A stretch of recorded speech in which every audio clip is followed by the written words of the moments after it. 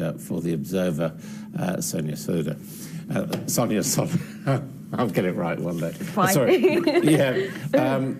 Now, let's talk first of all about Trevor Kavanagh. I mean, he is very much the voice of Brexit, and we hate being conned. I mean, there are two arguments about the pictures we saw last week, Joe. One is that nobody really cares very much about age. The principle is taking in refugees. The other is that this is abuse of the system, which really undermines our charity, Trevor Kavanagh's point.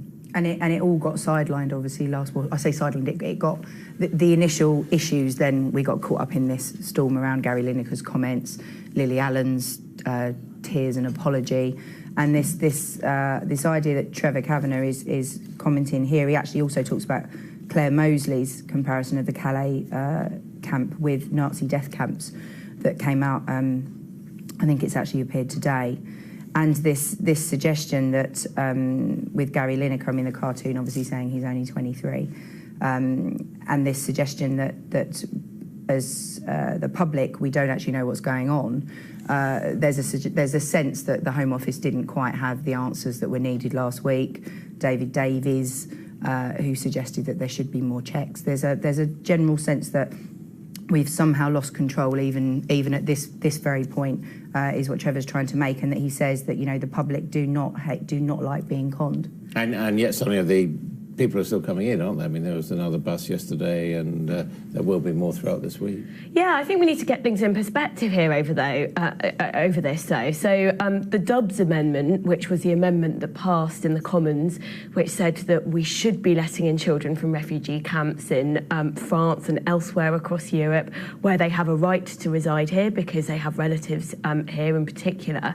That passed months ago, and it's only now that the Calais camps being absolutely bulldozed that we're making good on that commitment, and the government's making good on that commitment. And I think the government's been really exposed because it hasn't done any of the planning that it needs to do. And just to put things in perspective, we're not seeing truckloads and truckloads of people coming over, children coming over from the camp. I think it was 50 young women from Eritrea at risk of sexual trafficking on Saturday came over. So they're not huge numbers, and I think being conned is an extremely strong word, and I think actually the evidence for the UK being conned in all of this is actually quite weak. It's newspapers taking pictures of people who say they're children and running it through Microsoft's fun app that's basically supposed to age people, and saying and we know this is an app that gets people's ages wrong by up to 20 years.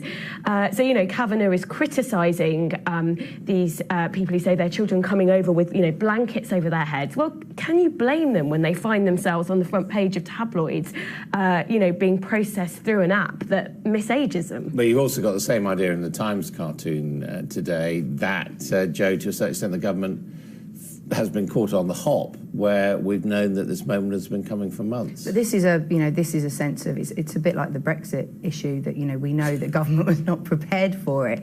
There's been a series of things over the summer that there's a general sense of a lack of preparedness. And I think the interesting thing actually about this piece that Trevor writes is that he actually talks about the fact that Alf Dubs was as he describes, a 6-year-old who was one of 669 children who fled Nazi-occupied Czechoslovakia and escaped the Holocaust. So there's a very personal link that Alf Dubs was actually very personally motivated. Although important to stress, he's not making the comparison. And he hasn't himself, but Trevor's obviously used that link. With the Nazis at all. Now, what about the Theresa May being in trouble? Sonia, this is the argument from the Mirror from Kevin Maguire, no stranger to this channel. No, absolutely not. And, it's quite early days for Theresa May. I suppose that's the first thing to say. She's only been Prime Minister for 100 days. And I think what Kevin Maguire is making the point over is she's really finding herself in trouble over Brexit. She's got the sort of 3 Brexiteers sort of making comments willy-nilly. She's got Philip Hammond on the other hand saying, actually, maybe we should be taking, foreign students out of the migrant cap, and migrant targets. So she's got a lot of kind of internal goings on in her own party to manage.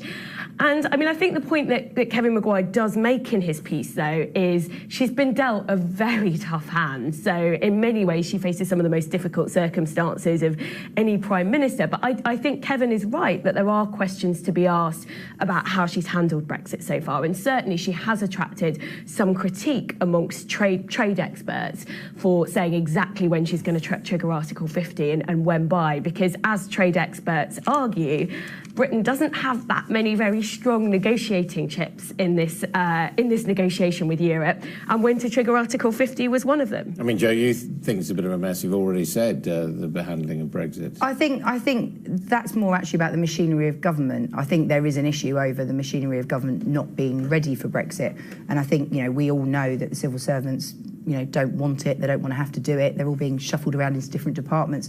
The interesting thing is here with what Kevin's done is, it would be a sad day if we saw Kevin Maguire of the Mirror saying that Theresa May was doing a good job, because what on earth would have happened to the Daily Mirror if that had been said? To be fair to him, on occasion, I think he has been known to, but the interesting thing about his piece here as well is that he's also criticising the Prime Minister for having had cabinet members briefing against her. Well, that's always gone on. And that is, a sign of usual workings of government. What about, though, this question of Scotland? I mean, I've been in Scotland quite recently, and it's very clear that they feel that they voted heavily in favour of remaining, and that if they don't get some sort of gesture in that direction, that is going to strengthen the case for independence. And Scotland has always been a problem in that the sense of what to do about Scotland, whether you go back to the Barnett formula, and when I worked for the Conservatives, that was the one phrase you never uttered, was to mention the Barnett formula, because no one had an answer. And the interesting thing about what happens next is that Theresa May's made it very clear that she is working on behalf of the whole of the United Kingdom, because the United Kingdom is still the United Kingdom. Therefore, you don't negotiate on behalf of one individual country.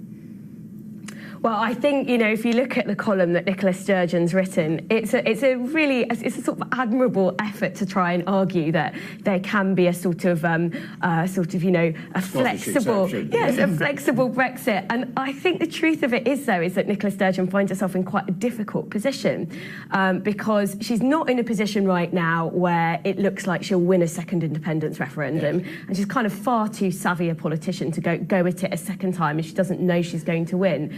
So her bargaining chips aren't actually that strong. So she's trying to say, what she needs is Theresa May to listen to her and show that she's sort of taking into account the interests of Scotland in all of this. But I'm just not sure that what Nicola Sturgeon wants is possible. I think the idea that the European Union is going to make some sort of exception for Scotland, it's really against the interests of some European countries like Spain and Belgium to do that, because they've got their own separatist movement. Well, the Walloons vetoing the trade deal only this week. And Europe has kind of slapped down Scotland already, haven't they? Right, OK, finally, you've got about 30 seconds to explain why the press is getting so upset this week with the government on this whole question of regulation. So as part of the settlement after Leveson, the government created this press regulation panel, and it's within the powers of the press regulation panel to recognise a press regulator under a royal charter. Now, that's never happened. Sort of post-Leveson, there's been this kind of fudge with IPSO. The government's now making noises that suggest that the PRP might recognise a regulator, and that even worse, there may be they may sort of force newspapers by the back door to sign up to this regulator by saying that if they don't sign up, even if they win a libel case in court, they might have to cover the charge, cover the sort of legal costs of the person who brings the case but loses. And I think that's very worrying, actually, because that could open newspapers up to all sorts of vexatious claims. And most of the newspapers say they're not going to play. Is that right? I think that's right. Well, the regulator that the PRP is thinking about recognising has actually no national newspaper signed up to it at the moment. OK, thank you both. If Mrs May thinks she's getting a bad press now, just wait and see what happens after that. This is All Out Politics. Lots to come.